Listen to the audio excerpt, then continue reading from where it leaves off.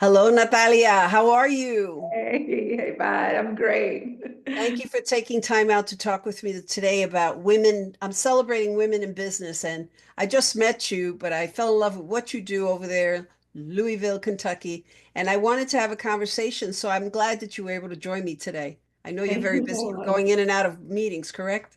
Yes, ma'am. Yes, I sure. And thank you so much for asking me. I'm honored to be here with you and sharing a little bit about my story. What time does your day start normally? Um, I gotta be out the door by 7 to get kid A to school. So typically 6. How many children do you have? Just a two, just a Just two. just two. There, two is a handful. Two is enough. Yeah, yeah. And then you go to the business and you do your work there and it's a Yeah, day to day. and you know how it is, like when you run your own thing and you try to be really good about, keeping that presence of mind wherever you are. So I try to be here somewhat around 7:45, 8 o'clock in the morning, and I'll be here sometimes, 5, sometimes it's 3:30, depending on who I'm picking up. And then I become, kid Uber for at least in 3 or 4 hours in the evening. Then I become chef mom. And then and then time for myself, time for my relationship with my husband and whatnot. And then it's a little bit of work at night, and then we do it all over again. Rinse, wash, repeat. So before we go into a little bit more, tell me why Louisville? Tell me a little bit about your background and why did you settle in Louisville? And you're I get Colombian, asked. correct? I get asked that all the time. Yes, I'm from Colombia, and it's really funny because people will be like, "Why you stay there?" And I guess in theory, I didn't really necessarily have a choice. I came here when I was 17, and my mom was, it was my mom, my brother, my sister, who were, 11 and 18 at the time. I was 17 at the time.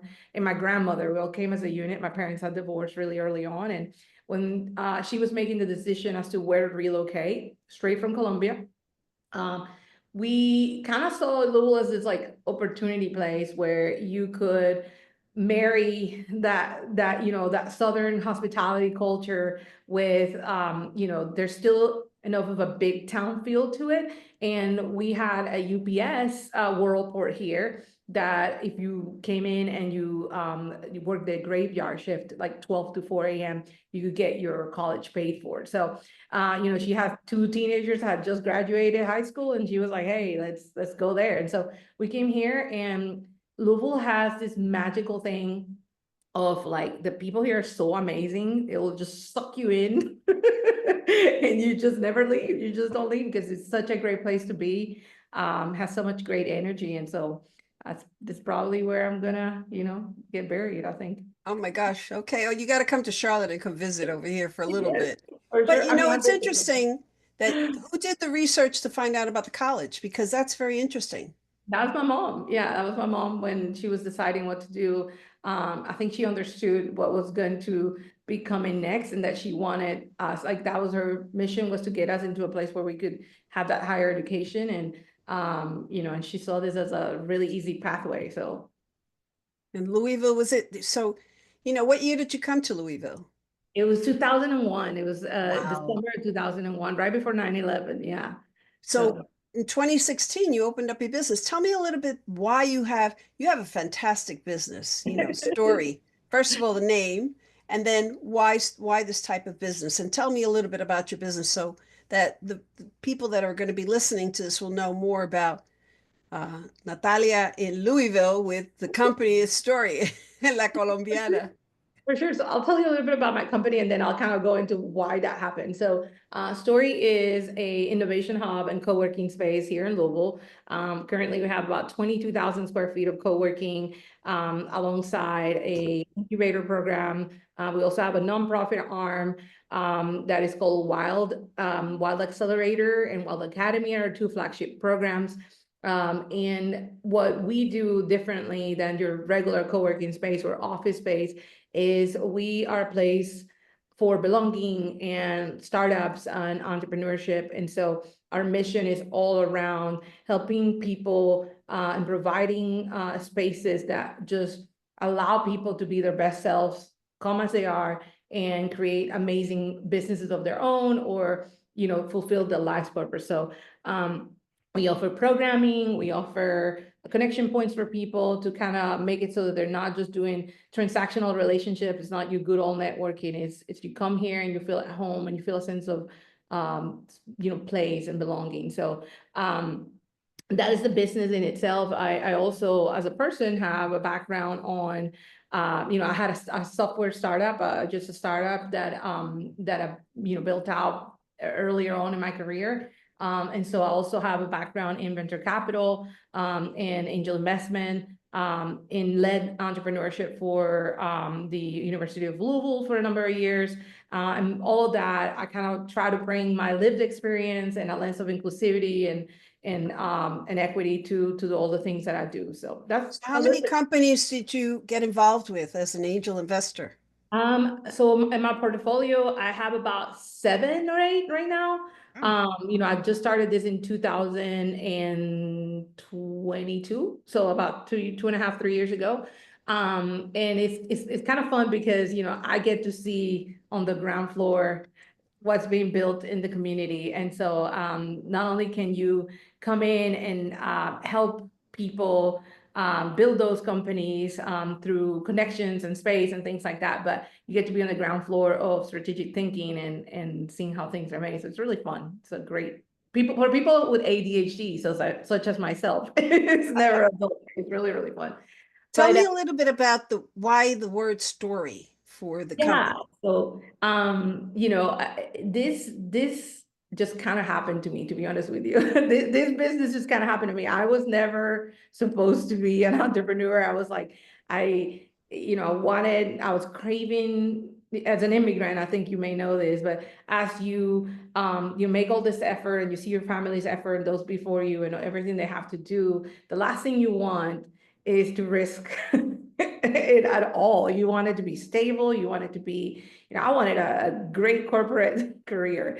And so my background actually started in retail. So I went into corporate retail really early on, which gave me a great sense of like how to sell things and whatnot. And I was doing an amazing, as a 20-year-old, I was doing an amazing job with that. And then I had a child, and after I got married and all that, and they put that baby in my arms, and you're looking at the baby, and I'm like, okay, I'm supposed to tell you to go follow your dreams and do all of that, but I'm so concerned with like that safety that I have left all of that creativity and all of that behind. So I had to make a change, and I started as a creative entrepreneur actually really early on, was sort of seeking that fulfillment on photography and video and things like that.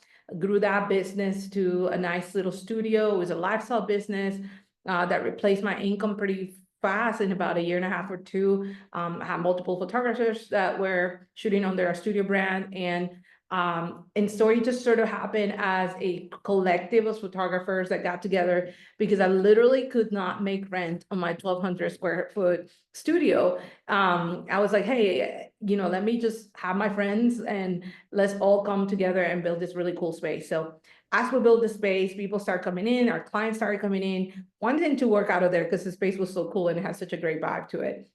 This is back in like 2015, 2014, when co-working and WeWork wasn't Wasn't really like. even a mindset. Nobody knew about co-working. So I was like, okay, cool. We'll put some Wi-Fi on and I'll give you the password. You pay me $50 or whatever it is, $100.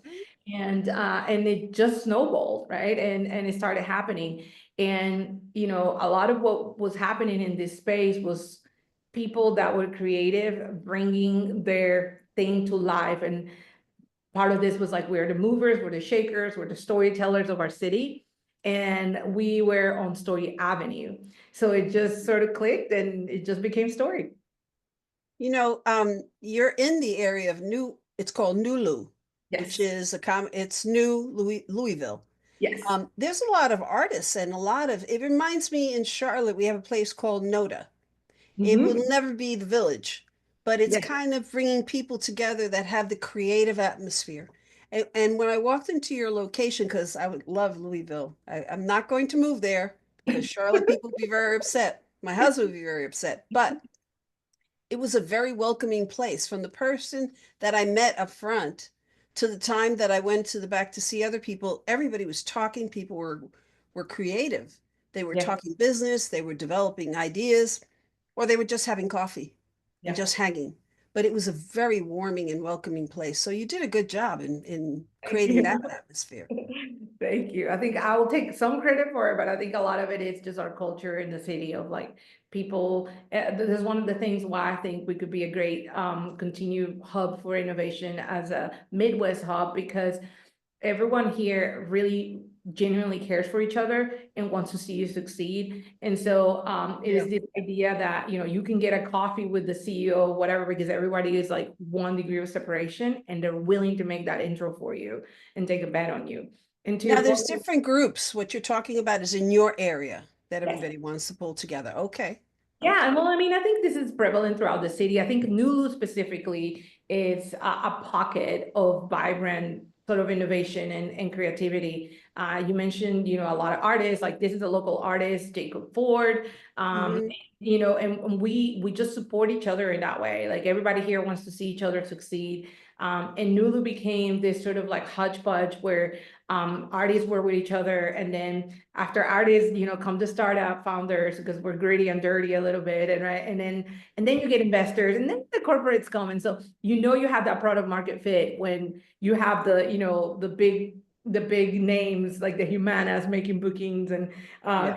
coming and being in the space, Chase, and you know, we're had hosted Google and Microsoft, and you know, you name it, we've hosted it here. And so this is a place where there's just you know, a little energy that is kind of spreading. Our Mm. downtown isn't doing as hot, so we're downtown adjacent, and so it's nice to kind of have this energy pocket here that is bringing people together of high agency and velocity, and hey, we want to see this thing go, but we're also doing, you know.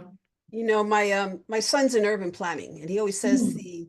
and he's part of the company too. He always says the health of a company of a city, you could tell if they have walking spaces and connectivities. I saw the scooters Mhm. and that you could rent. There was walkable spaces.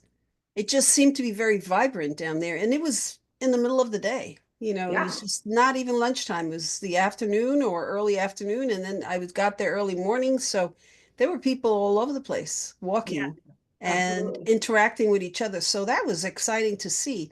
I also found the location to be surprisingly a lot of Latinos. Um, so you know, you have your Colombian, there's like the second largest population of Cubans there. So I Yeah. was surprised to find that out. So I got an invitation to go to dinner, and we went to a Cuban restaurant, and it snapped me back if I had gone to Cuba. So it was just interesting the diversity that you find in Louisville, and you don't always hear that. You think about the Derby, the bourbon, and the food, and that's it. But now I think of, you know, it's a diversity place. It's Yeah, diverse and it's very absolutely. healthy in the way that they're seeing how they grow. They want people to communicate and connect. Definitely. So when we talk about connecting and your background and being a leader in your own space, what nuggets of wisdom would you share with men that want to support women entrepreneurs? Because it's a male dominated field still.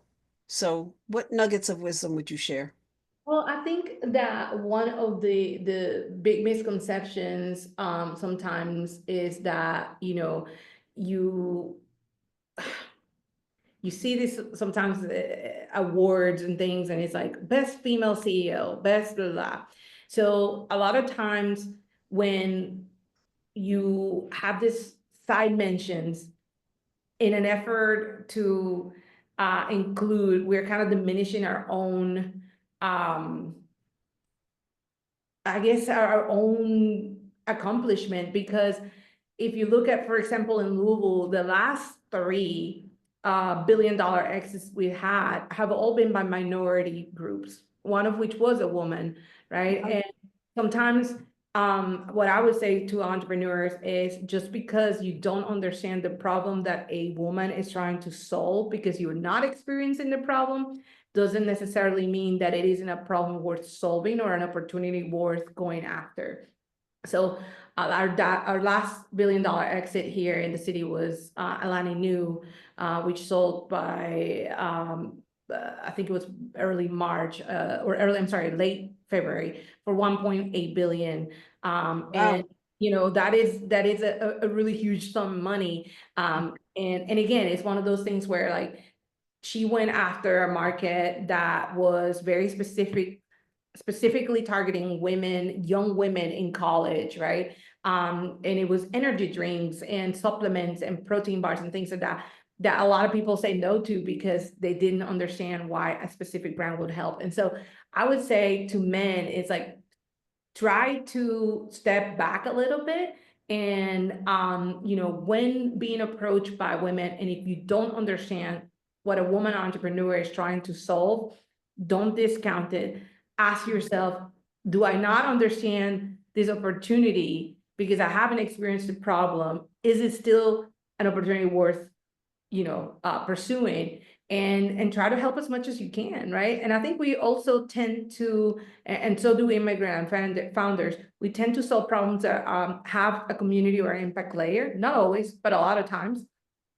And so I think that would be some advice to kind of give some founders that are like thinking about, going fast and breaking things. Sometimes that seems to be the ethos of a lot of, and this is a huge, I'm sorry, this is a huge blanket statement. Not all men do this, but a lot of Right, founders, right, right. We you know, just want to do a qualification here, a disclaimer, not all yeah, men. disclaimer, not all of you do this, but sometimes it is this ethos in startup world of like go fast and break things, and velocity is the only thing that matters. But really thinking about being mindful and having impact in mind and inclusivity in mind with from the inception of whatever company you're building. A lot of women just naturally do that. So taking a page out of that book, it's really, really important. So opening yourself up for that feedback. And again, that doesn't make you a bad person that you haven't thought about it. It's just not how society has kind of shaped us to do it. Yeah. So you Observing said that. something, I just don't want to lose this. I'm sorry to interrupt you, but you said something very interesting. You said playbook or a page out of the playbook. Tell me what you're talking about, because there's a lot of women that want to start their own businesses and they think that there's a path that they have to always follow to be successful. Do you make the playbook as you go along, or is there a standard playbook for women to develop I or to think follow? I think that every human should do. I think every human has a different definition of success, right? How I define success for myself is different than you, and you're a very successful person, and I'm a very successful person, or I'm experiencing success at this moment, right? And that is on my own terms and by design. And I think that the playbook is going to greatly vary depending on what it is that you're trying to accomplish and how it fits with your life.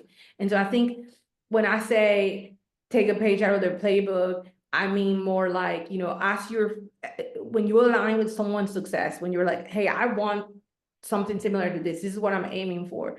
Really be mindful of thinking about how is it that they're building, right? I think the fallacy is to believe that you need to hit XYZ because someone else did it in order to feel success. And I think we need to stop looking outward, start looking inward, right? And say, there's a concept in Japanese culture called ikigai, which is, aligning, and you're nodding at me, which I know Yeah. makes you think you know what I'm talking about. And is if we can each find that ikigai, that purpose, and how it connects with the world, and how it connects with how we can get paid for things, right? Yeah. What we're good at, and we can all kind of exploit that into a meaningful business. That alignment is gonna win every time. That alignment, even if your definition of success isn't to make 100 million a year or sell your company for 1.8 billion, right? Maybe you just want to make $100,000 a year. Maybe you just want to make $300,000 a year. That is perfectly okay. So build for what you want instead of building for what you think that everybody else wants you to do, right? So It's a very good way of seeing things that, inwardly identify what makes you happy. Happiness means a lot. I see you're very vibrant. You're a trailblazer. You've done a great job. I don't know if everybody realizes it, but Story started as 1,500 square feet. And then within years, how long was it that you increased it to 1,200 square feet?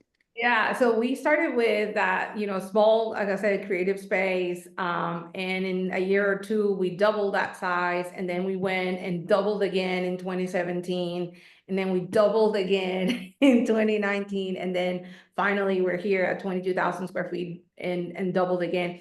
And what people don't realize is that the whole time, I was developing spaces and creating value, long-term value for our landowners, for our landlords, right? And with this last move, I was able to actually participate on the commercial real estate side of things, which a whole different skill set, by the way, that was really Right. interesting to acquire. But now we're talking about, a campus that is like 1.25 acres, in one of the biggest bubbles of real estate in our entire state. So, and that happened, over 10 years. But being able to do that has been largely because of the network that I have been able to participate in by showing up in these spaces and helping people and creating connections and all of that. Those are things that no amount of classroom time is gonna allow you to, Mhm. right? It is Yeah. people caring enough about me to, put a guarantee signature on a building and do things that you otherwise wouldn't do, right? Well, Um, one of the things about leadership and leaders, people forget that it's building that trust, and people will follow you just because they're curious.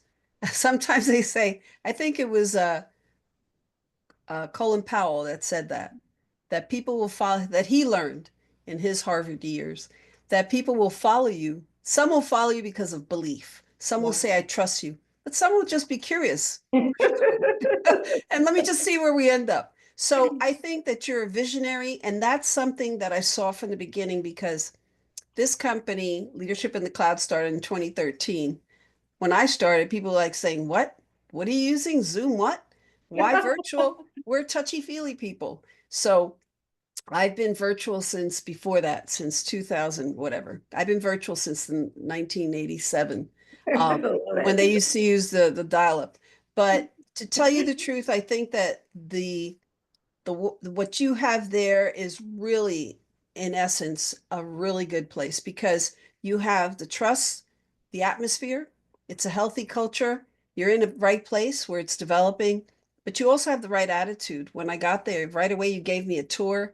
I was talking about opening up an office there, and it's just a great place to be. Thank you. So when you say Louisville, I think cold. What's your best time of year? I'm going to switch gears Ooh, here. You know, it's funny because I used to be like summer because I'm Colombian, but now I'm like, dang it, I like fall. I love fall. Oh, It is such a beautiful time here. And it is also like a really great reminder to just start slowing down.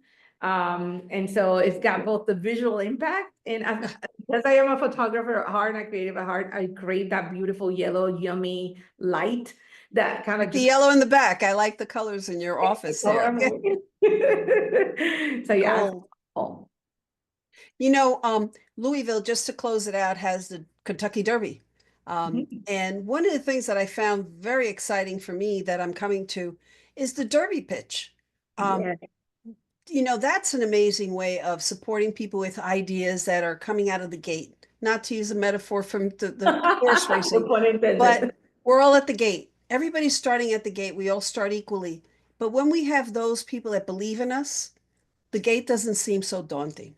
When you have people that believe in us, that say, you have a vision, it's okay to be a visionary. It's okay to be the only one out there doing that. It's Yeah. okay to be a woman that has an idea. So thank you for doing what you do because I think you're a vision. I enjoyed talking to you from the beginning. Hate But thank you that. for sharing your thoughts. The Kentucky Derby is still part of the Louisville lifestyle there. They also have bourbon. I don't drink bourbon, but people are drinking bourbon. And then also the food and the artists and everything there. So I want to thank you for everything you do. Share with me your website so that people, if they want to find out more about Story, they can go and visit. And thank you for having me and for giving me this opportunity to share my story. As we're looking to expand and grow into other cities, to your point of like, hey, this is something vibrant. We realize that we can't do this and expand unless we really know where we're going and we have operators that actually care about where we're going.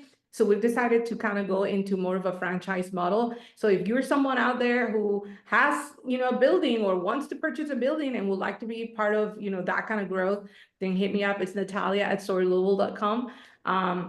And that will be kind of like how we're kind of moving forward. If you have an idea, and I don't care, how early in your stage you are, and you're like, hey, to your point, like if you're at the gate and you're like, I don't know what to do next, then go visit wildaccelerator.org. That is, like I said, our sort of nonprofit arm. We are launching Wild Academy nationwide, and we're going to be translating in Spanish in the next year or so. Fantastic. With the help of our sponsor, which is JP Morgan Chase Foundation. So those are all things that are resources in our website. It's storylouisville.com, or you can find us on Instagram at storylouisville. But yeah, I mean, come on out to Louisville. We would love to host you and hang out and, show you around for Derby. We do have a great festival coming called Confetti. So more to come on that. And that will be part of, lots of events. When is confetti? That's going to be on the Tuesday of Derby. Starts on Tuesday and we end on Thursday. So Wow. 3 days of packed entrepreneurship, innovation, fun, and lots of pitches and all kinds of really fun stuff. So, Derby's Louisville's happening. Who knew? well, Who knew that Louisville was so much activity? Thank you again for everything you do. If you come to Charlotte, I know that everybody will have open arms. This is seen everywhere. So anybody interested, just call Natalia. You know where to find her. And Story is an amazing story in itself. Thank you for being on Cloud Chats today. I want to thank you again for being here. For those of you who want more information about leadership in the clouds, visit me online at leadershipintheclouds.com. Thank you again. Okay, let me stop the recording. Did well, very